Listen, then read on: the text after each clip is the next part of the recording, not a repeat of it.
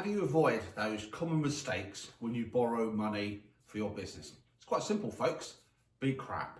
My name is Mahmood. I'm an accountant of over 26 years, helping entrepreneurs, businesses, SMEs, online businesses to improve what's up there, their money mindset, make money, save time and tax. What's not to love about that?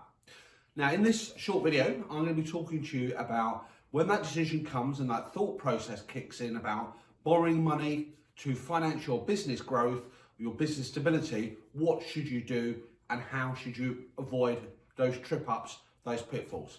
Now, I said at the beginning, it's about being crap. I wasn't being rude, but crap is a very handy mnemonic which breaks down as follows. The C is about cost. So when you think about the loans that you want, think about what the cost of that loan actually will be to your business. So that's cost in terms of the actual initial application, the actual commitment that you will have going forward in terms of the monthly repayments. Remember, loans, by the way, can be either what's called a repayment or an interest only. What does that mean? Well, think about when you buy your home, you buy your property, you can either borrow a chunk of cash from the bank or building society. You then repay that chunk back to them bit by bit over the next, say, 25 years, and then you give them interest on top. That's called a repayment loan. Or you might say cash is a little bit tight and you can take out an interest-only loan. Very common amongst property investors as well.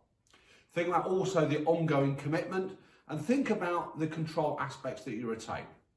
Now, the second thing you need to consider is about the risk.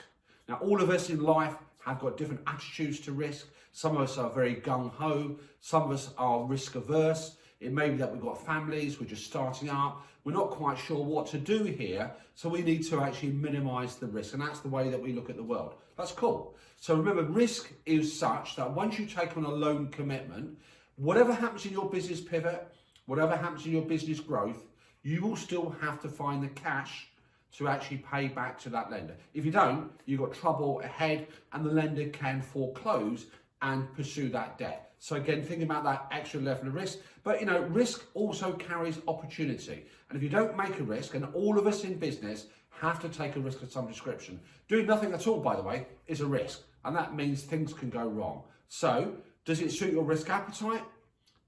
Is that the level of risk that you're wishing to undertake? And by the way, folks, check out the website, check out my website, look in the resources section, and there's a bundle of free online business calculators which looks at things like risk, pricing, loan repayments. Plug those numbers in, press the button, and hey presto, the answers are there in front of you. Now, the next thing is really what's between our ears. That's the biggest battle that any business owner has in their business, myself included.